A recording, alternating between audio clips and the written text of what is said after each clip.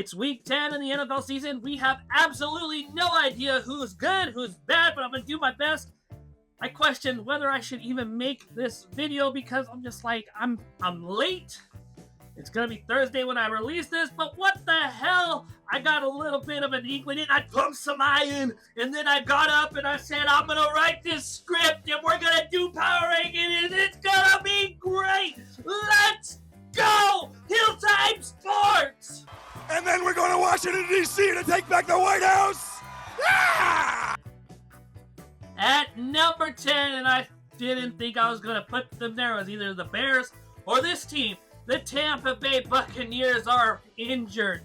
They've got so many people still on the injury report, not participating in practice. They beat the Saints, but they were blown up at the line. They got beat up by the Lions. They got taken for their lunch money. Baker Mayfield just didn't look good in that game 2 or 3 weeks ago. But here they are at number 10.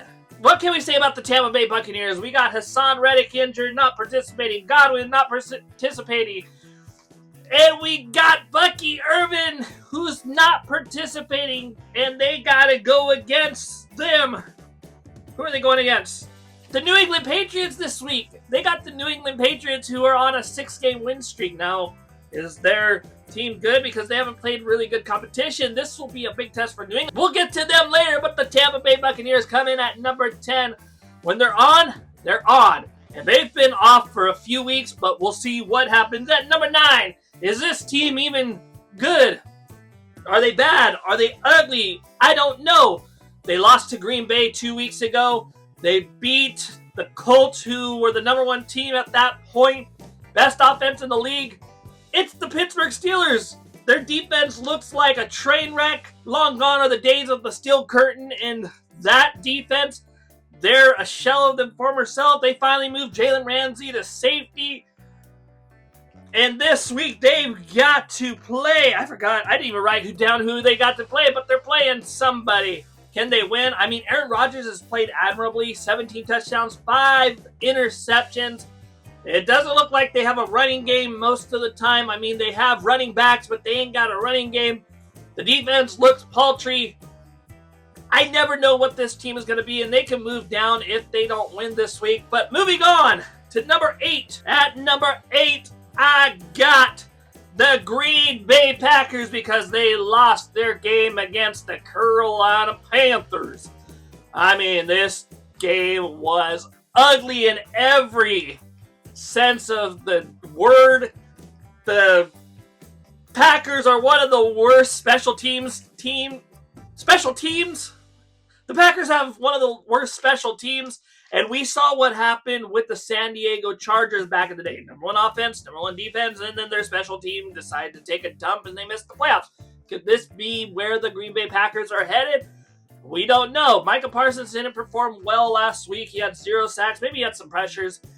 Jordan Love looked awful, almost threw 2 picks, threw 1 interception that was really bad, and the Carolina Panthers somehow are 4-4 this week. They got the Philadelphia Eagles. Are they going to overperform like they did against almost every other playoff team, or are they going to play like they did against Dallas, against the Browns, and against now the Panthers?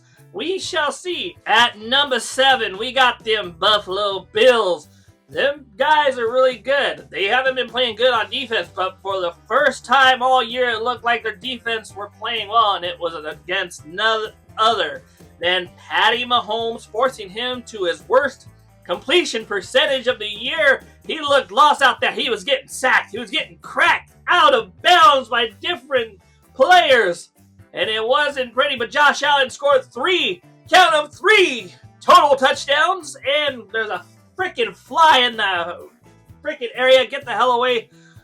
Buffalo Bills, James Cook, when he gets the ball, he's rolling. He's a chugga. And you want that kind of guy in the kitchen because with the last name Cook, you never know what you're going to get, but it's going to be special. At number 6, we got the Philadelphia Eagles. Now, they've moved down 2 spots because they were on the bye week this week.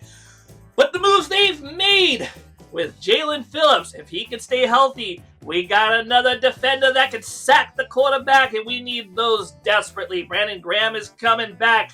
Jair Alexander, although he's a shell of his former self, maybe we get some usage out of him. And finally, we took from the Jets, if I could read my damn writing, Michael Carter II. We got the Packers this week, and Eagles fans, it's time to fly. Eagles, fly. Do you feel me? If not, it's alright. But if you do, like and subscribe, hit the bell to see more content. I got a lot of videos going on 8 months in. Thank you. I'm almost to 150 subscribers, and if I can get 150 subscribers, then I don't know what I'm going to do. But I'm going to thank y'all, just like I've been when I hit 150, whatever.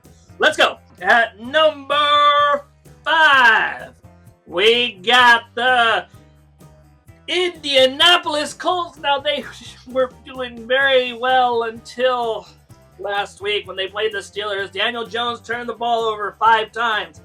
6 times total for the whole offense, and this team sputtered. They scored 20 points, but that's a far cry from their number 1 scoring offense that they've been all year. They're number 6 in defense.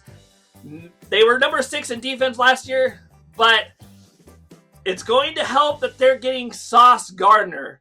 And there's a lot of good teams out there, so they're at number 5. Sauce Gardner adds a very good corner, an all-pro corner if things go well. This offense has a lot of firepower. Now, if Daniel Jones could stop playing like New York Daniel Jones, then we'll be fine. And we want Indiana Jones, not New York Jones. Not the same. It's not the same title. Maybe he's Mutt Jones from New York, and when he's playing like Indiana Jones, he's Indiana Jones. Whatever. Let's go.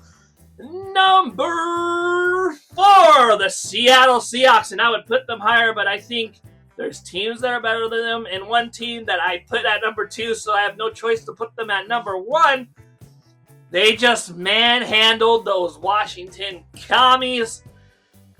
Sam Darnold is really good. Okada had an interception last week. They injured Jaden Daniels, which wasn't pretty. But Darnold's been really good. JSN is the best receiver in the league right now, and I got him on my fantasy team because... And JSN has been the best receiver in the league, on pace for over 2,000 yards. I got him on my fantasy team, and he's been doing me work. But who do they got this week? They got who do they got? Do they really got the Falcons? No, they don't got the Falcons. Forgot who I wrote.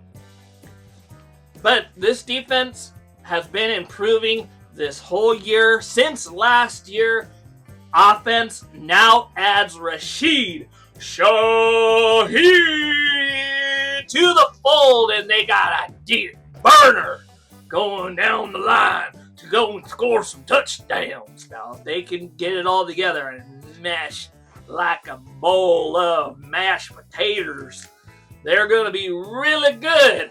And coming in at number 3, speaking of good, we got the New England Patriots, who, despite their lack of great opponents, are winners of 6 straight. Drake May has had 17 touchdowns to 4 interceptions. He's making a case to be the best quarterback this year from the 2024 class. That includes J.J. McCarthy, who hasn't really performed and only played in a few games. Bo Nix, who likes to overthrow the ball. Who else? Jaden Daniels, who, poor guy, he's gotten injured so much.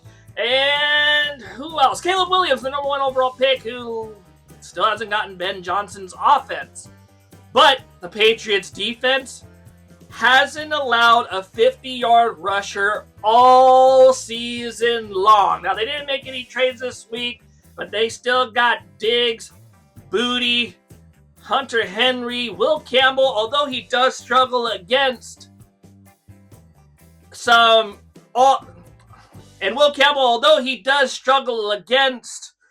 top-tier pass rushers, has performed admirably, and I think he will be the best player to come out of this draft. Quote me on it if you want, but offensive linemen kind of have their fill of things, in my opinion. And at number 2, At number 2, we got the Los Angeles Rams, who thought that Stafford was going to be an MVP candidate going in. He had his back injury like an old man.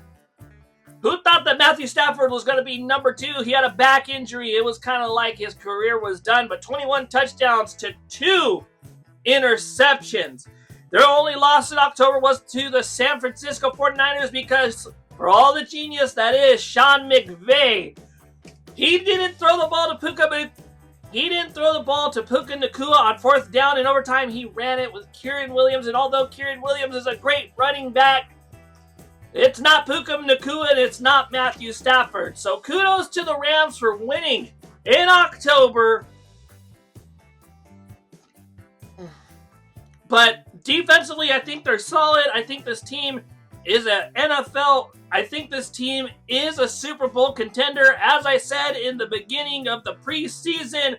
But at number 1, and number 1 in Denver's hearts, and number 1 in the hearts of some and the enemy of others, the Denver Broncos. How the heck did they end up here? They're bad for 3 quarters, and then all of a sudden they're good. Sean Payton doesn't know how to hand the ball off, but he wants to throw swing passes that never work.